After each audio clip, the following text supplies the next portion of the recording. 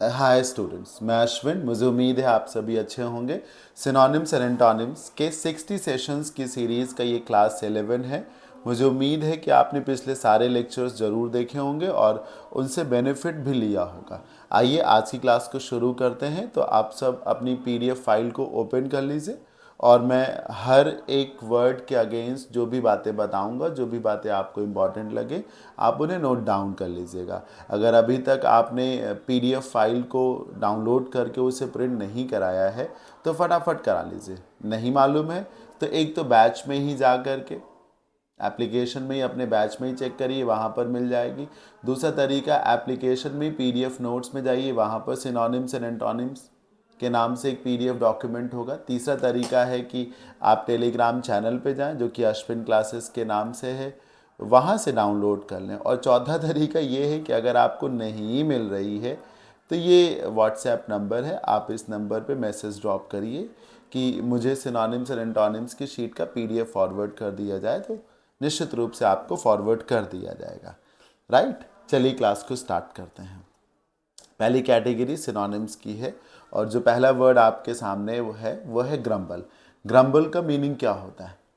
Meaning मालूम होगा तभी आप इन चारों में से किसी सही वर्ड को सिनोनिम के तौर पे चूज कर पाएंगे। ग्रम्बल का मतलब थोड़ा सा गुस्सा करने से होता है, थोड़ा सा गुर्राने से होता है। गुर्राना कैसे लिखेंगे? ऐसे लिखेंगे, गुर्राना। राइट, गुस्सा करना, बहुत तेज तरीके से नहीं, राइट, धीमे धीमे तरीके से। जैसे भौंकने से पहले कुत्ते नहीं गुर्राते हैं, तो वो ग्रम्बल करना, गुर्राना। अब गुर्राने के लिए एक तो हाफ हो सकता है, शिकायत करना। तो जब आप गुर्रा रहे हैं तो आप गुस्सा ही तो जाहिर कर रहे हैं, शिकायत कर रहे हैं। तो हफ हो सकता है, प्रोटेस्ट हो सकता है। एक वर्ड वाइन होता है। वाइन का मतलब भी होता है लगातार आप कुछ ना कुछ शिकायत करते ही रहेंगे। एक वर्ड मरमर होता है। मरमर का मतलब बुदबुदाना होता है, धीमे धीमे कुछ ना कुछ बोलते रहना। एक वर्ड MOAN, मोन होता है। मोन का मतलब भी होता है कि आपको कुछ अच्छा नहीं लगा तो आप लगातार कंप्लेन कर रहे हैं, कुछ ना कुछ कह रहे हैं धीमे धीमे तरीके से। हफ है, प्रोटेस्ट है, वाइन है, मरमर है, मोन है। अब ये जो चार ऑप्शंस हैं इनमें से सही क्या हो जाएगा? कंप्लेन हो जाएगा। राइट, तो ये इसका आंसर हो गया, ये इसका सिनोनिम हो गया। पैम्पर का मतलब तो दुलार करना होता है, प्यार करना, जिसको आप फॉन्डल कह सकते हैं। राइट, एक वर्ड कोसेट होता है, वो कर सकते हैं। एक वर्ड अडोर होता है, दुलार करना।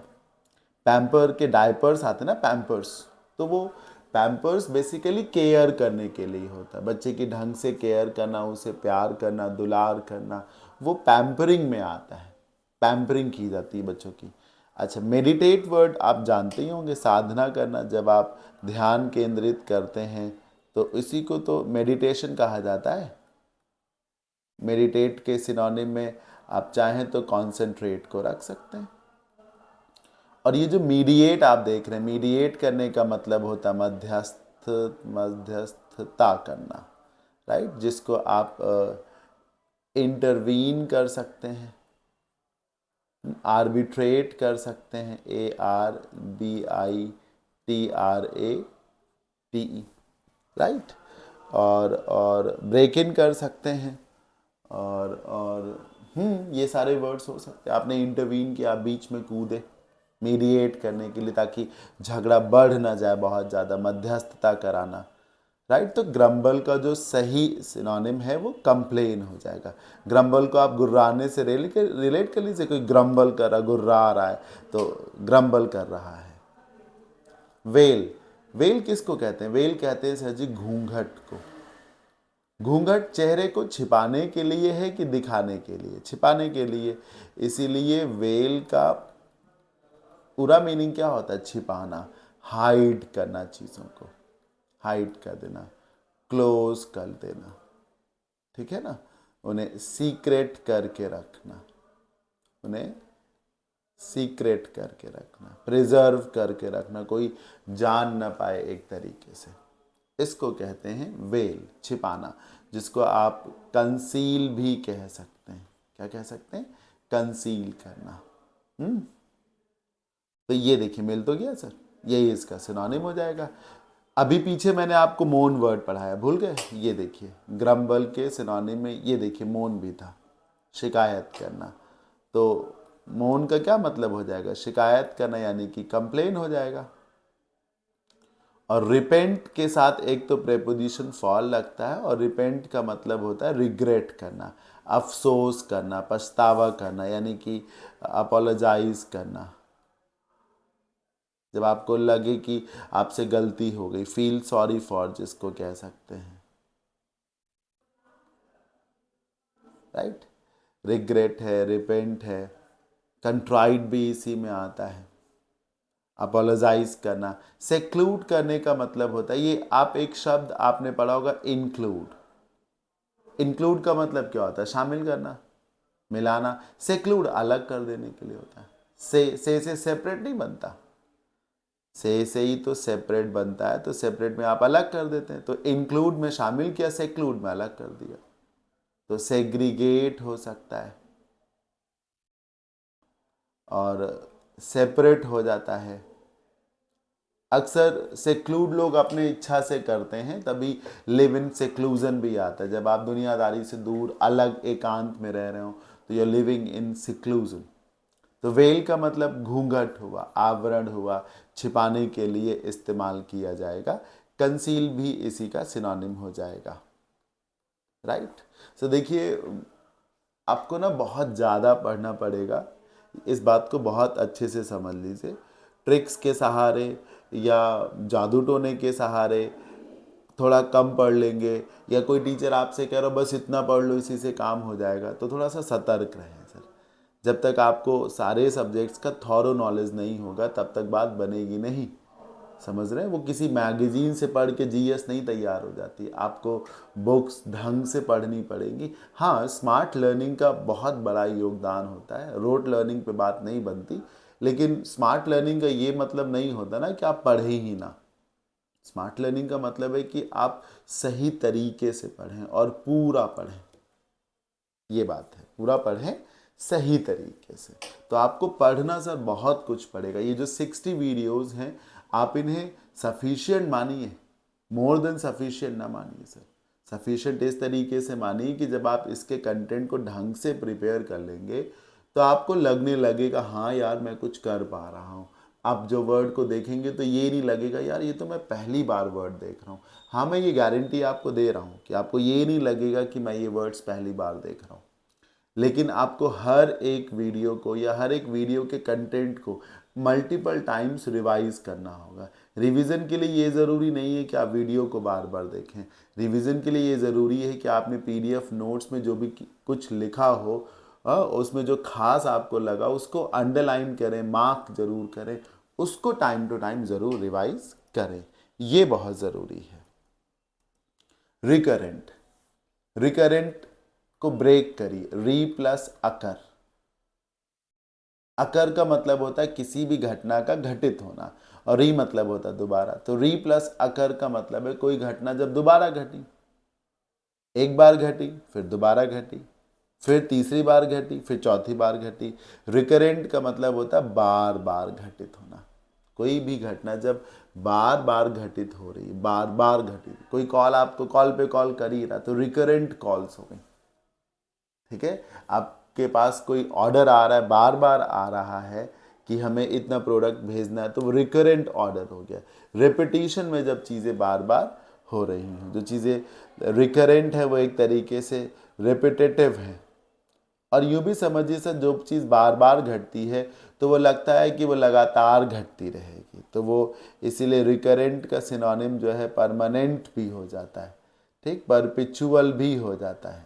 मैं कह तो रहा हूँ सर, अगर कुछ रिकरेंट है तो वो बार बार घट रहा है, यानी कि वो लगातार हो रहा है, यानी कि वो लगातार हो रहा है। जैसे आप साइकिल के पेडल मार रहे हैं, तो एक बार आपने पेडल मारा, फिर दोबारा मारा, फिर तीसरी बार, फिर चौथी बार, तो ये जो बार बार आप पेडल कर रहे हैं, पेडलिंग कर रहे हैं, ये बार बार जब हो रही तो ये लगातार भी तो हो रही है। इसीलिए ये रिकरेंट के सिनोनिम में रिपीटेटिव है, परमानेंट है, परपिचुअल है, कॉन्टिन्यूअस है। एक वर्ड होता है इंसेसेंट, वो हो जाएगा। हालांकि इंसेसेंट वर्ड बारिश के लिए इस्तेमाल होता है, जब लगातार बारिश होती रहे। सही आंसर है, मतलब सही सिनोनिम है perennial. Biennial, e double n का संबंध ईयर से है, टाइम से है। बाइनियल का मतलब होता है हैपनिंग वंस एवरी 2 ईयर्स, मतलब 2 साल में एक बार होने वाली घटना। अगर एनुअल हो तो साल में एक बार घटना घटेगी, बाइनियल है तो 2 साल में घटना घटेगी। हैपनिंग वंस एवरी 2 ईयर्स, ये बाइनियल हो गया। मेनियल जॉब होती है, मतलब एक बड़ा ही साधारण सा नॉर्मल सा काम, जैसे आपको ऑफिस वर्क करना हो, डिसीजन मेकिंग में आप हैं, तो वो एक क्रूशल काम है और हर कोई नहीं कर सकता। लेकिन जैसे कि मान लो सिर्फ डेटा एंट्री ही करनी है, मान लो चाय पानी ही बना के देना है, तो वो मेनियल जॉब है, उसके लिए पीएचडी करने की ज़रूरत नहीं है, उसके लिए एक्सपर्टीज़ की कोई एज सच नीड नहीं है, जो बहुत ही सिंपल सा काम है। बेसिकली मेनियल टास्क के लिए ही होता है, वर्क के लिए होता है, ये इसका स्पेसिफिक नेचर है। कोई भी काम जो सब कर सकते हैं, साधारण बिल्कुल, एवरेज जिसको कह सकते हैं, कॉमन कह सकते हैं, simple job, simple routine work जिसको कह सकते हैं, इस तरीके से बिल्कुल साधारण सा, जिसको आप बैनल बोल सकते हैं चाहे तो, BANAL। एक वर्ड मंडेन होता है, ये सब बोल सकते हैं। Manual task, easy, easy to do, इसीलिए मैनुअल का सिनोनिम इजी भी हो सकता है। अच्छा, स्लोवेनली का मतलब होता है सुस्त, और सिर्फ सुस्त नहीं, सुस्त और गंदा। अक्सर जो बंदा काहिल होगा वो कपड़े भी गंदे पहनेगा, जो बहुत आलसी होगा वो नहाएगा ही नहीं, जो बहुत आलसी होगा वो कपड़े चेंज ही नहीं करेगा, तो उसके कपड़े गंदे हो जाएंगे। स्लोवेनली का मतलब होता ही है। तो स्लो भी इसका सिनोनिम है, टायर्ड भी इसका सिनोनिम है, अनटाइडी भी इसका सिनोनिम है। समझ रहे, गंदा और मैला। तो जब अनटाइडी है तो शैबी भी हो जाएगा, कोर्स भी हो जाएगा। लेकिन ये याद रखिएगा कि ये पर्सन के नेचर में ज़्यादा होता है कि कोई बंदा अगर स्लोवेनली है तो वो स्लो टू रिएक्ट करता है और अपने अपने आप को साफ नहीं रखता, साफ कपड़े नहीं पहनता है, बहुत लेजी टाइप का, सुस्त टाइप का आदमी होता है, उसको कहते हैं। राइट, आप गौर करिए कि गाय और भैंस को देखिए तो भैंस अक्सर गंदगी में बैठी रहती है, बहुत एक्टिव भी नहीं होती, और गंदगी में कीचड़ में बैठ जाएगी, वो उल्टा वो कीचड़ करेगी, उसमें बैठेगी, तो वो स्लोवेनली टाइप का एनिमल है। और गाय को देखिए साफ रहेगी, वो बहुत बहुत एक्टिव रहेगी। राइट, तो रिकरेंट वो जो बार बार घटे। पिक्यूलियर, पिक्यूलियर का मतलब होता है अजीबो गरीब, जो सामान्य नहीं है, जो विशेष है, विचित्र है, जो स्ट्रेंज है, अनकॉमन है। पिक्यूलियर सिंगुलर है, जिसके जैसा कोई दूसरा नहीं है, सिंगुलर है, प्लूरल नहीं है।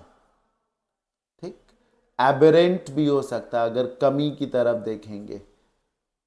राइट, यूनिक भी हो सकता है, लेकिन पिक्यूलियर को बहुत पॉजिटिव तरीके से नहीं लिया जाता। किसी के मैनर्स अगर पिक्यूलियर हैं तो वह ऐसा नहीं है कि वो सामने वाले बंदे को चाय अपने हाथों से पिलाएगा। समझ रहे हैं, वो ऐसा हो सकता है कि चाय ट्रे में रखी है और वो 2 लोगों की रखी, वो अपनी उठा के पीना शुरू कर दे और गैस से पूछे ही ना कि तुम भी पियोगे। नमकीन रखी उठा के वो खुद ही खाने लगे, गैस से ना पूछे। तो पिक्यूलियर ये है जो इस प्रकार से असामान्य है। समझ रहे, इस प्रकार से नहीं कि उसे विशेष का दर्जा दिया जाए। तो यूनिक हो सकता है इन टर्म्स ऑफ सिनोनिम्स, लेकिन स्ट्रेंज, एबरेंट, अनकॉमन जिसको कह सकते हैं। तो ये देखिए इसका जो सिनोनिम है ऑप्शन नंबर बी है, लिखा भी है स्ट्रेंज। नेबुलस, पिक्यूलियर मैनर्स होते, पिक्यूलियर हैबिट्स होती, पिक्यूलियर वेज होते, पिक्यूलियर साइट्स होती। नेबुलस सर, नेबुल का मतलब होता है अंधेरा, अंधकार, अस्पष्ट जिसको कहते हैं। पता नहीं आप जानते हैं कि नहीं जानते, छोटे छोटे बच्चों को जब कफ कोल्ड हो जाता है तो नेबुलाइज किया जाता है, नेबुलाइजेशन उनका होता है। ठीक, एक मशीन होती है मास्क के जैसे, नाक पे लगाया जाता है और उससे जो है स्टीम दी जाती है उनको, तो वो नेबुलाइजेशन कहा जाता है। स्टीम जब दी जाती है। विक्स का ऐड भी आता है, उसमें वो बोलते हैं कि एक कटोरे में गुनगुना पानी करो, उसी में विक्स डालो और टॉवेल से उसकी भाप लो। जब आप भाप लेते तो भाप में कुछ दिखता कहाँ है सर।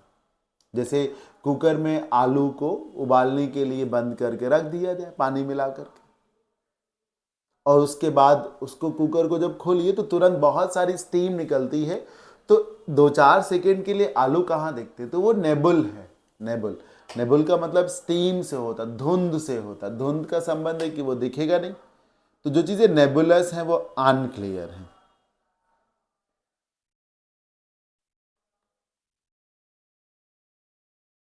अनसर्टेन है, डुबियस है, ओपेक है। डुबियस है, ओपेक है,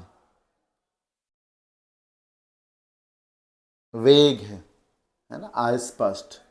जैसे धुंध के लिए आप मिस्टी भी यूज कर सकते हैं, हेजी भी यूज कर सकते हैं। सरप्राइजिंग, तो जो चीज़ें आपके लिए एक सरप्राइज का काम करे। कॉमन प्लेस, साधारण। अभी पीछे मैंने आपको एक वर्ड पढ़ाया था मेनियल, उसमें कॉमन लिखा था, कॉमन प्लेस भी लिखा जा सकता था। साधारण, कॉमन प्लेस, कॉमन के जैसा, यानी कि सिंपल, यानी कि ऑर्डिनरी, ठीक, मंडेन, बैनल, इसको बोला जाएगा। सो पिक्यूलियर का सही सिनोनिम जो है वो है ऑप्शन नंबर बी, यानी कि स्ट्रेंज। फोर्टिट्यूड, साहस के लिए, इट्स अ नाउन, जिसका मतलब है साहस, हिम्मत, जज्बा। समझ रहे हैं ना, जिसको वैलर बोल सकते हैं, वैलर बोल सकते हैं, हाँ, डिटर्मिनेशन बोल सकते हैं, डिटर्मिनेशन। एक्चुअली फोर्ट से बना है। फोर्ट का मतलब होता है किला, सुना होगा। फोर्ट एक रूट है, जिसका मतलब, एक शब्द भी है फोर्ट, मीनिंग है किला, और रूट भी है फोर्ट, जिसका मतलब ताकत से है, मजबूती से है, बल से। इसी फोर्ट का टी हटाइए और फोर्स बना दीजिए, बल हो गया। तो एफ ओ आर का संबंध जो है, एफ ओ आर टी का संबंध बल से है, ताकत से। तो फोर्टिट्यूड है, यानी कि आप में साहस है, जज्बा है, हिम्मत है, ताकत है, क्या है, वैलर है, डिटर्मिनेशन है, जिसको कह सकते हैं। एक ऑडेसिटी वर्ड होता है वो, एक टेनेसिटी वर्ड होता है, मजबूती जिसको कह सकते हैं, ये सब कुछ। अब देखिए, करेज इसका सही सिनोनिम हो गया। ग्रैटिट्यूड तो समर्पण को कह सकते हैं, या ग्रैटिट्यूड का मतलब हिंदी में क्या होता है, आपको ग्रैटिट्यूड है, यानी कि आप जो है थैंकफुल हैं किसी के, मतलब आप में धन्यवाद देने का लक्षण है, फुल ऑफ ग्रैटिट्यूड। ग्रैटिट्यूड को हिंदी में क्या कहते हैं, कृता, कृतज्ञ, ऐसे करके कुछ बोलते हैं, चेक कर लीजिएगा सर। बाकी ग्रैटिट्यूड का संबंध ही यही है कि जब आप सेटिस्फैक्ट्री फील करते हैं, आपको लगता है yes you really been helped और आपको सपोर्ट किया गया है, तो आपको एक तरीके से ऑनर देना चाहिए, एप्रिशिएट करना चाहिए।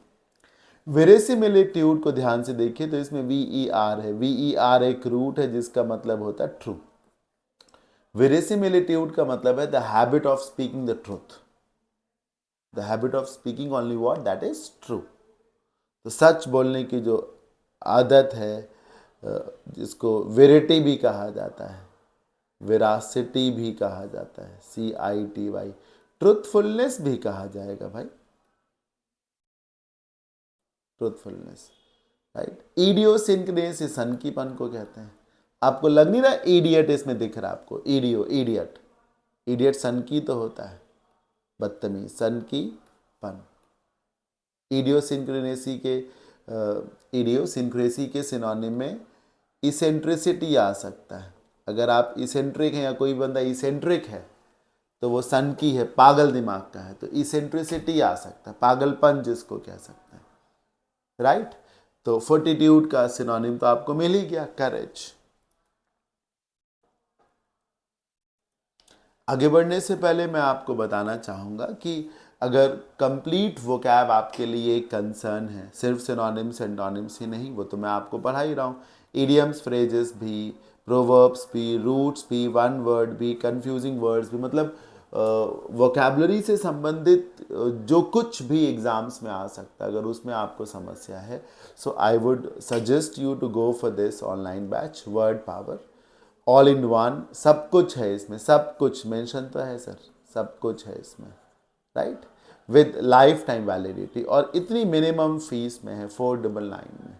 तो आप इस बैच का हिस्सा बन जाए। और अगर हाँ, आप सब जिस बैच का वीडियो देख रहे हैं उस बैच को आपने बाई कर रखा है अगर, तो इस बैच की कॉस्ट 249 है। तो जब आप जो है 249 से इसमें माइग्रेट करेंगे तो 249 को जो 200 है ना सर, वो एडजस्ट कर लिया जाएगा, 200 एडजस्ट कर लिया जाएगा, यानी कि आपको 299 पे करना होगा। और इसमें सिनोनिम्स के साथ idioms, phrasal verbs, proverbs, one word roots, confusing word सब मिल जाएगा, पूरी वोकैब मिल जाएगी with lifetime validity. Antonyms पे आ जाते हैं। एंटोनिम्स में पहला वर्ड है डेस्पेयर। डेस्पेयर एक नाउन के तौर पे देखिए, इसकी हिंदी है निराशा। याद करने का तरीका क्या है सुनिए। पेयर मतलब जोड़ा, जब चीज़ें जोड़े में होती हैं तो दोनों खुश होते हैं सर। हाँ, हस्बैंड वाइफ दोनों हैं तो खुश हैं, नर और मादा दोनों हैं तो खुश हैं। कपल या पेयर में होने का मतलब है कि आप पॉजिटिव हैं, ऑप्टिमिस्टिक हैं, चीयरफुल है, खुश हैं। और अगर जोड़ा खत्म, डेस्पेयर, पेयर है ही नहीं, जोड़ा गया, मर गया एक उसमें से। तो जब जोड़ा खत्म हो जाएगा तो दूसरा तो दुखी हो जाएगा ना। आप मेरी बात समझने की कोशिश करिए, उस पर तो दुख का पहाड़ टूट पड़ेगा, दुख आ जाएगा ना। तो डेस्पेयर का मतलब यही दुख है, यही दुख है सर, यही निराशा है, जिसको आप सैडनेस भी कह सकते हैं। क्या कह सकते हैं सर जी? सैडनेस बोल सकते हैं। और होपलेसनेस बोल सकते हैं। आपको लग रहा है कि कुछ नहीं हो रहा, इस तरीके से। ग्लूम बोल सकते हैं, दुख। अब समझिए, स्नेयर, स्नेयर के साथ एट लगता है, इसका मतलब है किसी का मजाक उड़ाना, टू मॉक एट। ठीक, मॉक के साथ एट लगता है, स्नेयर के साथ भी एट लगता है, कटाक्ष करना, कटाक्ष करना, सटायर, सरकाज़्म, मजे लेना किसी से। ठीक, टेक अ जाइब एट, ये मजाक उड़ाना किसी का। फिर कॉम्प्लीमेंट, अब समझिएगा सर, कॉम्प्लीमेंट का मतलब सराहना से है, करना, तारीफ करना, जिसको आप प्रेज कह सकते हैं, आप अपलॉड भी कह सकते हैं। ठीक, सराहना करना, तारीफ करना, प्रेज है, अपलॉड हो सकता है। अब समझिएगा आयरॉनी का क्या मतलब होता है। आयरॉनी मतलब विडंबना। आयरॉनी यही है कि जो सबको भोजन खिलाता था आज वही भूखा है। राजा हरिश्चंद्र जो हैं वो गुलाम बन गए, यानी कि आयरॉनी ही तो है, जो अनएक्सपेक्टेड है, पूरी तरीके से कंट्रास्टिंग है, लेकिन ट्रू है। ये आयरॉनी है। ये आयरॉनी ही तो है कि अनबीटन रहने वाली टीम वर्ल्ड कप का फाइनल मैच हार जाती है। तो वो टीम जो एक भी मैच नहीं हारती है, कन्विंसिंगली विन करती है ऑल द मैचेस, और फाइनल मैच में हार जाती है। तो ये आयरॉनी है, something which you never thought of. जो आपने कभी सोचा ही नहीं था, सोच ही नहीं सके आप कभी, वो आयरॉनी है। अच्छा, डेस्पेयर का मतलब निराशा है ना, ऑप्टिमिज्म का मतलब आशा है। ऑप्शन नंबर डी तो आंसर है इसका। ऑप्टिमिज्म में आपको उम्मीद है, होप है, एक तरीके से होप है, पॉजिटिविटी है, राइट। स्नियर एट होता है, इस बात को भूलिएगा नहीं। Number 7, terminate. जब कभी किसी एम्प्लॉय को टर्मिनेट किया जाता है तो उसके कार्यकाल को वहीं रोक दिया जाता है, डिसमिस कर दिया जाता है, सस्पेंड कर दिया जाता है, टर्मिनेट कर दिया गया। और किसी काम को जब टर्मिनेट कर दिया जाता है तो वो वहीं पर एंड कर दिया जाता है। बात समझिए, if a person is terminated तो ही और शी इज डिसमिस्ड, और if a task is terminated it is put to an end. तो टर्मिनेट कर देना मतलब एक तरीके से एंड कर देना, ठीक, डिसमिस कर देना, कैंसिल कर देना, bring to an end, bring to an end जिसको कहा जा सकता है, ये है सर जी क्या, टर्मिनेट, राइट। अब देखिए ऑपोजिट चाहिए ना आपको, इनिशिएट करिए, क्योंकि इनिशिएट करने का मतलब होता है चीज़ों को शुरू करना, पहला कदम बढ़ाना। बिगिन जिसको कह सकते हैं, स्टार्ट बोल सकते हैं, हाँ, एम्बार्क एक वर्ड होता है वो कह सकते हैं, कमेंस एक वर्ड होता है वो कह सकते हैं। तो बिगिन, स्टार्ट, एम्बार्क या फिर कमेंस, शुरू करना। हेस्ट इन जल्दबाजी करना, बोलते ना हेस्ट मेक्स वेस्ट, जल्दी का काम शैतान का होता है। हेस्ट मतलब हड़बड़ाहट में जल्दी करना। एलिमिनेट टर्मिनेट का सिनोनिम है, जब किसी पर्सन को एलिमिनेट किया जाता है from a tournament, from a competition, from a debate, from a task, from a duty, तो उसे वहीं से हटा दिया जाता है, एलिमिनेट कर देना, थ्रो आउट कर देना, खदेड़ देना जिसको कह सकते हैं, डिसमिस कर देना, एक्सपेल कर देना। पहली बात सर, डिस्पेंस के बाद प्रेपोजिशन विद लगता है, हमेशा याद रखिएगा, डिस्पेंस विद। दूसरा बात, डिस्पेंस विद कभी किसी पर्सन को नहीं करते, डिस्पेंस करते हैं उसकी सर्विसेज को। If you try to dispense with a person तो ये गलत है, if you dispense with somebody's services तो ये ठीक है ना। डिस्पेंस विद कर, सेवाओं को बर्खास्त कर देना, डिस्पेंस विद वंस सर्विसेज तो वो नहीं होना है।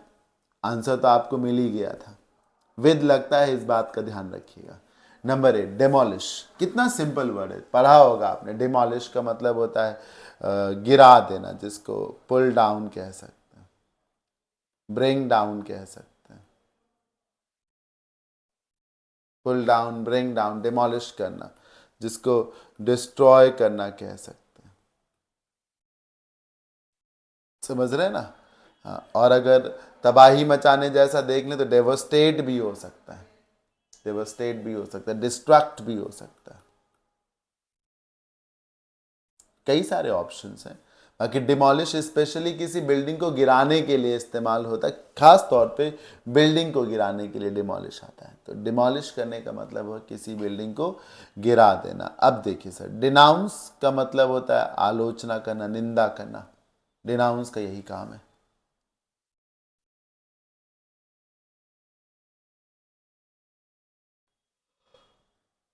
क्रिटिसाइज करना, सेंश्योर करना,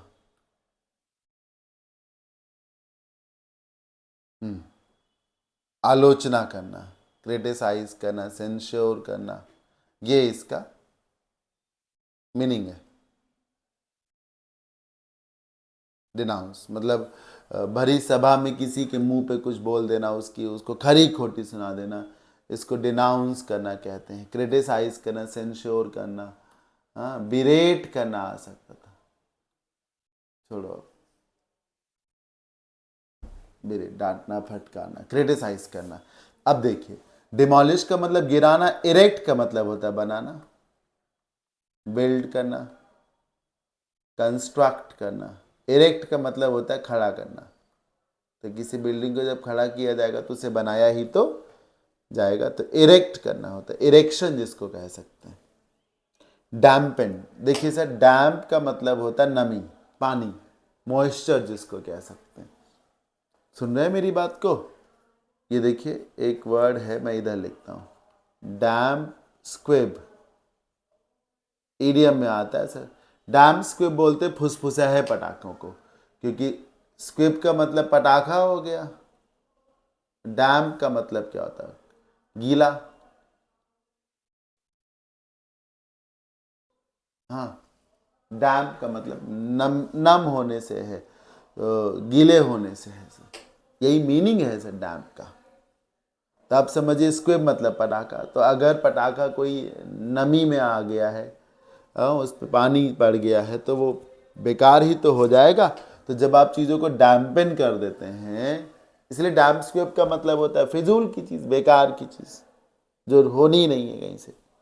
अच्छा, इसलिए डैम्पन का मतलब होता है इन चीज़ों को मैं बिगाड़ रहा हूँ, डैम्पन कर रहा हूँ, डैम्पन।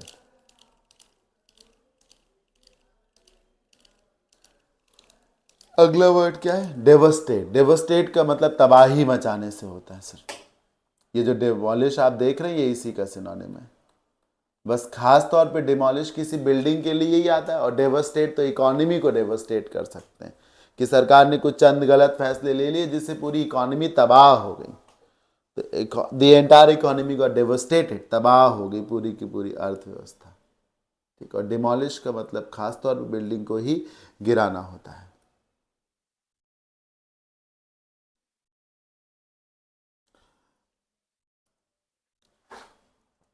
Number 9, genial. जेनियल का मतलब होता है जेंटल। याद करने का तरीका है सर, जेनियल को जेंटल से रिलेट कर लीजिए।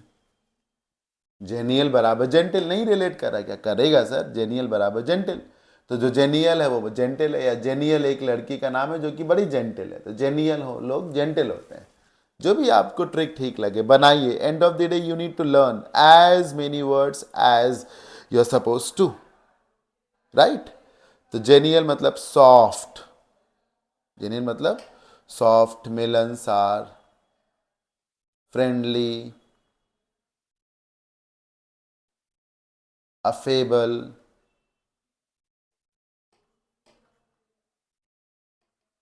जॉली, ये सब। और देखिएगा सर, जेनियल के सिनोनिम में आप चाहो तो कॉन जेनियल भी लिख सकते, एक ही वर्ड है सर। ये सिर्फ जेनियल है, ये कॉन जेनियल है। कॉन में और कंपनी मिलेगी, और कॉन्टैक्ट्स आएंगे, तो कॉन जेनियल हो सकता है। एक वर्ड बड़ा इंपॉर्टेंट है, कन्वीवियल। कन्वीवियल भी बोल सकते हैं आप। तो सॉम में सॉफ्ट स्पोकन जिसको कहा जाता है, राइट? अब देखिए, तो कॉर्डियल इसका सिनोनिम हो गया सर, क्योंकि स्टिंजी बोलते हैं हम किसी कंजूस व्यक्ति को। कंजूस वो जो पारसी मॉनियस होते हैं।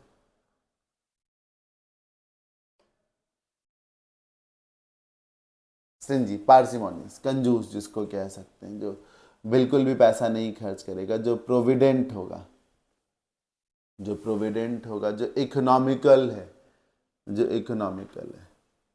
जिसको आप स्टिंजी बोल सकते हैं, पार्सिमोनियस बोल सकते हैं, और थ्रिफ्टी बोल सकते हैं। THRIFTY, थ्रिफ्टी, ये सब कह सकते हैं। कंट्राइट का मतलब होता है जब आप अफसोस व्यक्त कर रहे हैं। अनकाइंड का मतलब क्या होता है? दुष्ट, जो दयालु नहीं है एक तरीके से। कंट्राइट का मतलब होता है अफसोस में डूबा हुआ, गम में डूबा हुआ, मतलब कंट्राइट का ये मतलब है, मतलब पूरी तरीके से जब आप एम्बैरेस्ड हो जाए। कंट्राइट अफसोस व्यक्त करने से है, एम्बैरेस्ड फील करने से है। अनकाइंड मतलब रूड हो जाएगा, सख्त, ज़्यादा ही सख्त हो सकता है। अनकाइंड मतलब रूड हो जाएगा। तो स्टिंजी का मीनिंग आप जाने, और जेनियल को और सर जेनियल को जब पढ़े ना तो जेंटल से रिलेट कर लें। जो जो जेंटल लोग होते हैं, जो लोग जेंटल होते हैं वो जेनियल होते हैं, या जेनियल लोग जो हैं जेंटल होते हैं। जेंटल का मीनिंग आप जानते ही हैं, बस सीख जाएंगे इसी तरीके से। तो तो आपको सही, अच्छा माफ़ करिए, आपको तो एंटोनिम चाहिए था। देखिए, क्षमा चाहूँगा, एंटोनिम चाहिए तो फिर अनकाइंड करेंगे, राइट? और डिमोलिश में सिनोनिम है ये एंटोनिम है, हाँ राइट, ये एंटोनिम है आंसर के तौर पे। पीछे भी चेक कर लेता हूँ, गलत तो नहीं पढ़ा दिया मैंने, मतलब गलत रिलेट तो नहीं करा दिया, एंटोनिम में सिनोनिम के बारे में बता दिया। प्लॉजिबल का मतलब होता है व्यवहारिक, व्यवहारिक। जैसे कोई कह रहा है कि मैं माउंटेन्स पे था और मैं 100 की स्पीड से कार चला रहा था, क्या बेकार की बात करता, डजंट सीम प्लॉजिबल। मतलब जो चीज़ वास्तविक लगे ही ना। हजरतगंज में मैं 70 की स्पीड से गाड़ी चला के लेके गया, एक बार में मैंने 50 गोलगप्पे खाए। अच्छा, दिखाओ कहाँ है गोलगप्पे वो, तो प्लॉजिबल चीज़ें वो हैं जो डुएबल हैं, जो रियलिस्टिक साउंड करती हैं, जो रियलिस्टिक साउंड करती हैं, प्रैक्टिकल हैं जो चीज़ें। प्रैग्मेटिक एक वर्ड होता है,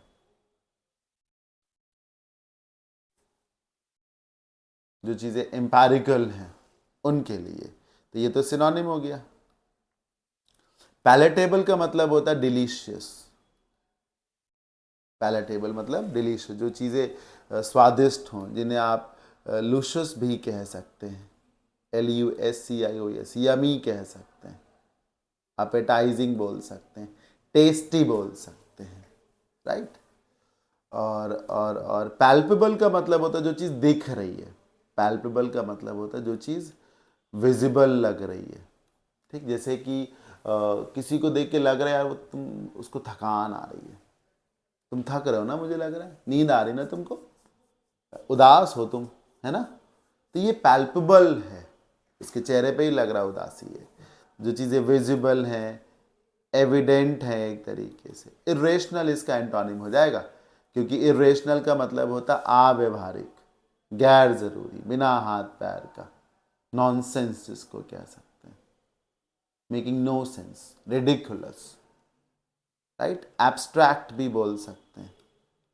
एब्स्ट्रैक्ट चीज़ें होती हैं बहुत अच्छी, लेकिन वो रियलिटी में नहीं होती। जैसे आप कह रहे हैं राम राज्य आएगा, तो राम राज्य तो बहुत सुंदर चीज़ है पर आएगा ही नहीं, तो वो एब्स्ट्रैक्ट हो गया। एक बड़ा ही शानदार ओपिनियन जो रियल नहीं होगा, dream girl. Dream girl, dream girl में आप सूर्पनखा को नहीं तलाशेंगे सर, आप जान रहे हैं किसे तलाशेंगे, पर वो मिलनी तो है नहीं। तो वो जो चीज़ें एब्स्ट्रैक्ट है, बहुत शानदार है, सुंदर है, पर वो रियलिटी से दूर है एक तरीके से। तो ये था आज का सेशन। आपने ज़रूर जो है 10 जो मैंने वर्ड्स पढ़ाए सिनोनिम्स एंटोनिम्स के और उनके ऑप्शंस बताएं, ज़रूर आपने ढंग से उन्हें सीखा होगा, समझा होगा, नोट डाउन किया होगा। बहुत ज़रूरी है कि आप बहुत गौर से सुने चीज़ों को, तभी सीख पाएंगे, राइट। अच्छा, जिन लोगों को इंग्लिश ग्रामर, वोकैब, कॉम्प्रिहेंशन हर चीज़ पढ़नी है मेरे से, मतलब कंप्लीट कोर्स उनको इंग्लिश का चाहिए, तो ये बैच है। इस बैच की ये फीस है, एप्लीकेशन पे अवेलेबल है, जाइए और परचेज कर सकते हैं, राइट। और अगर आप ऑफलाइन क्लासेस करना चाहते हैं तो मैं आलमबाग लखनऊ में फिनिक्स मॉल के पास पढ़ाता हूँ, ये कॉन्टैक्ट नंबर है, बिल्कुल आइए। आज के सेशन में इतना ही, मिलते हैं नेक्स्ट सेशन में। Thank you.